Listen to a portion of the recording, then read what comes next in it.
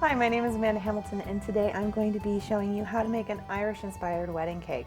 So let's get started on what you're going to need for this particular project. So first off, you're going to need some sort of flower drying rack. Now this is actually an under-the-counter rack that I purchased at just a supply store, probably Target or Walmart. In addition, you'll also need some large flower formers. These will be for our anemones. We have some vegetable shortening and cornstarch, and this is just for working with our fondant.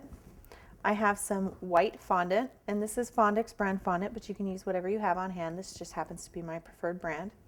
You will also need some pale green and some white gum paste. Now this particular gum paste is called Platinum Paste. It's just my preferred brand. I have a Fondant Extruder with a variety of different plates. I have some dark green floral tape, Gumpaste Tools, a Rotary Cutter, wire cutters, a small pair of pliers, a small pair of scissors, and these are actually cuticle scissors, which you can see by the bend.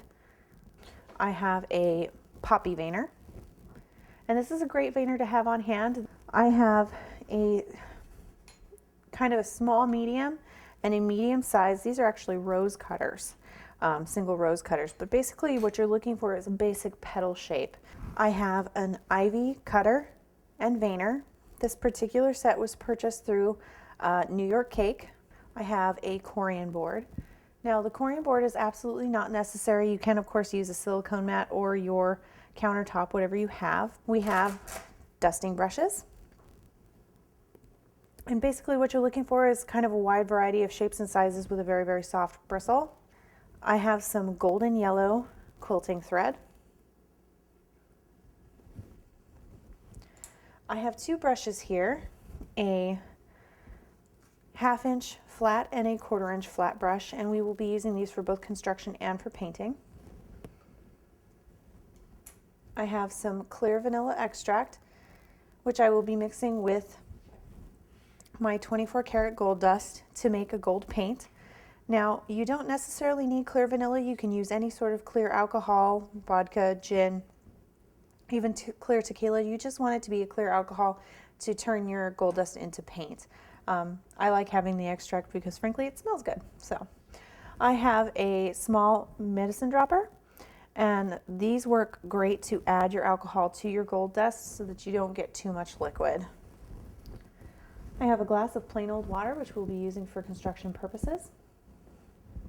I have a dusting tray, and you can see there's actually a wide variety of colors of petal dust, but for today, because we already have the light green mixed up, all we're going to be using is this beautiful dark ivy green.